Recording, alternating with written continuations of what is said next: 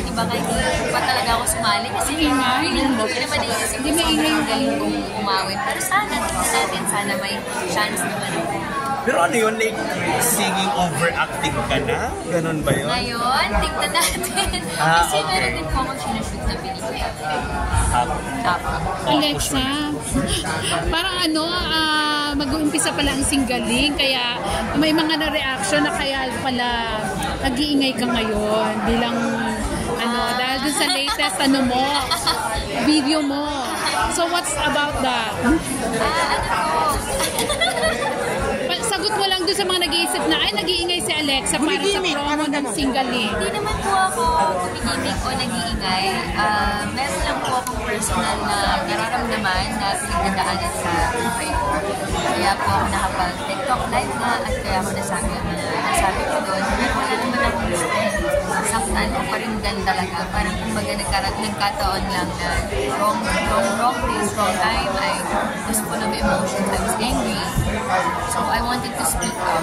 Hindi ko lang alam kung kailan kasi dadating yung tamang panahon para makapag-speak out. Pero bakit naramdaman ako na yung panahon na yun? Alexa, maraming tatanong mo. Si Congressman Sandro ba yung pinapatuloy? Ha? Bakit hindi mo siya pinangalanan sa video na yun?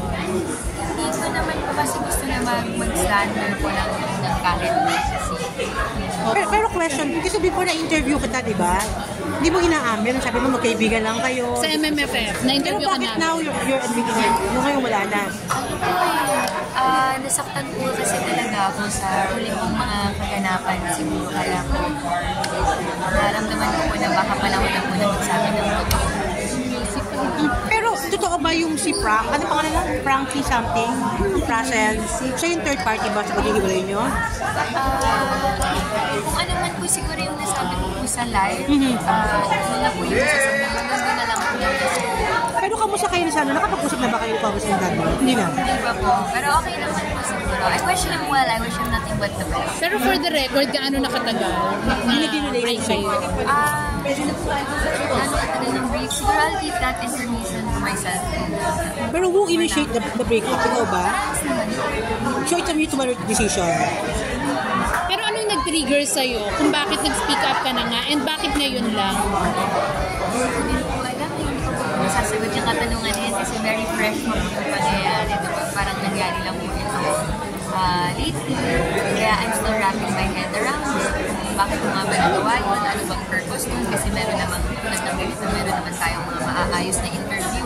Diba? Parang siguro po, yung panahon na yun ay hindi lang ako mag-isip ng maayos. But I forgive myself for it because we're just human at the end of the day. Sumagot na ba si Sandro after mong ilabas yung video na yon? May reaction na siya? Hindi pa po. Wala pa? Wala pa po. So hindi ka pa niya tinawagan, kinausap? Is there a chance for, let's say, kausapin ka reconciliation? Kasakasakal? Siguro naman po. Okay. Mabait naman po si Sandro talaga. Nagkaroon lang kami ng mga differences. Open ka pa? Tignan natin. So you mean the feeling is still the same? Hindi lang bawasan I yun? will always have love for you. That will never change. Wow. Yung girl, nag-reach out ba sa'yo nung pinangalanan mo siya? Hindi siya nag-reach out sa akin. I actually blocked her. Ako yung nag-block sa kanya. Nag-initiate ako to block her again because I wanted to have some semblance of peace. Gusto ko lang sana na wala na akong lahat na Instagram account na ikumpara ko pa yung sarili ko sa mga babae na alam mo yun, syempre ganun tayo minsan, di ba? Nasa-stalk natin yung tao. So, it was just a weakness of mine that I blocked her. Pero hindi ko na silipin. Pero alam mo, Alexa, may mga nagtataka kasi nalilink din si Frankie kay Enrique Hill. What is your reaction on that? Ito yung sabi yun ng kanyang kadate lagi. Si Enrique, kaibigan ko naman din po si Enrique. So kung ano po yung magpapasaya sa kanya, siguro doon tayo. So hindi mo alam yun tungkol kay Enrique at kay Alexa? Wala akong alam na personal na details about it. Alexa, dun sa video mo, nabanggit mo na parang hindi ka niya inaalaw na magsalita. Anong reason? Bakit? Natanong mo ba? The reason behind that decision was for safety purposes and precautions because syempre po sila po ang ating Spanish. Bakit ka pumayag na itago yung relationship niyo? Or hindi? Iwala ko sa bigger picture. Even though there are many things that we don't understand, I believe it's always right to look at the bigger picture. Baka there's a grander scheme of things na hindi natin na-realize na better for everyone. Alexa, ito lang kasi yung tingin ng mga tao. No? Kasi parang ang mga artista, ang tingin ng iba, aamin lang sila pag break na. Pero while the relationship is ongoing, i-deny sila. What is your reaction on that? Ako po, kasi sa simula naman, pangarap ko noon na may pagmalaki ng ganyan lang boyfriend because who doesn't want that, right? Yes. But when that was told naman to me, I have no inhibitions naman wala naman ako mga violent reaction because nga, like I said, naiintindihan ko. But when other celebrities also do that, siguro po decision nila yun para the relationship remains between the two of them and hindi masyadong maraming mga komento na pumasok para mas malaki yung chance of the relationship working out. Siguro ganun ko lang siya tignan. So, naiintindihan mo sila kung ba't nila ginawa? Naiintindihan ko naman. Aside from Sandro, meron bang ibang tao sa sa part niya na nagsasabi sa iyo na kailangan hindi mo aminin yung Tago niyo muna, relationship? aminin. So hindi naman kayo pinakikialaman? Hindi naman. Yung family niya. So ngayon, ano nang mangyayari after mo magsalita? Alam niyo, pero sana po maging maayos po ang lahat lalo na yung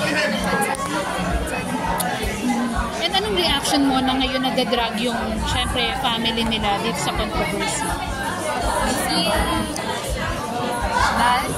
I feel bad and I want to reach out, but it's just not my place anymore. I'll always be here for them, for the family, of course, for Sandro, and for the friends, whoever wants, still my company or my advice or anything that I have to give. Lagi naman po ako, nandito lang. Ikaw ba naramdaman mo yung support niya sa'yo as a boyfriend? Sa career mo? Anong klaseng boyfriend si Sandro? How you will describe him? Supportive ba siya sa career mo? Supportive. Hindi pa seloso? Hindi naman. Hindi seloso. Ano yung love language mo? Love language. Siguro po, quality time, acts of service. He's a very eloquent and smart person, so there's also words of affirmation. And all of the other love languages. How you will describe that 5-year relationship? 5-year time? Baka mga 5 years ba? Roller coaster. Why roller coaster? Marami pong ups and downs, like any normal relationship. Pero naging masaya ka definitely. And sabi mo open ka naman for reconciliation. What if hindi si Sandro yung mag-first move? Willing ka ba na ikaw yung gumawa ng first move? Bakit naman? We'll see. Tingnan natin kung saan ayaw ilalagay ni God. Siguro, si God na bahala. Ano na lang yung message mo kay Sandro? Sandro, ingat ka? Joke. Nanonood siya ngayon ng message. Kung nanonood ka man ngayon, sana you're in a much better place. Sana you're in a much better place. You're nafe-feel mo na parang tinatag ka rin as FGF, parang may mga ganong content na lumalabas na yung pakikialam tungkol sa naging private ay Ako feel ko rin yung hinain ko talaga ng mga Pinoy. So, hindi ako, kung makikita niyo po sa TikTok na nagko-comment din ako. Kasi I love engaging with fans and with people. So, kung meron na tayong mga bagong bashers, naiintindihan ko pa rin kung saan sila nagdali. Kasi pinaglalaban lang nila yung karapatan ng bawat Pilipino. So, wala akong masabi. Parang nagalisin ko na lang kung ano ba yung pinapagawin sa akin. If it means na mailalabas na kailangan ko manilabas. Kasi mas kaya ko na mag-isa. Iintindihan ko na lang bakit ba wala ka ginagawa sinasabi o kanan. Ako, I'm in a place where I can understand. So I'd rather be the bigger person. Alexa, feeling mo, mas magiging magaling kang singer ngayon? Ngayong broken-hearted ka, mas emotion ka kumanta? Malagay mo ba ganun yun? Ganun na, kanta ka natin siya sa grand finals. Joke lang. Anong napipil mo, Alexa, na parang may mga nagsasabi na nagkakaroon ka ng projects dahil sa influence ni Sandro? Narinig ko na rin po yan, pero okay naman po ako bago dumating si Sandro and I still be okay after that. So hindi ka ba na-hurt? Na parang Normal lang po yun sa atin. Kahit naman kayo nag-reject naman naman of relationships or friendships that change our life. Kasama na po yung naiintindihan. Kasama na rin yung growing. And I'll always be thankful for those So ano na lang expectations mo? Right after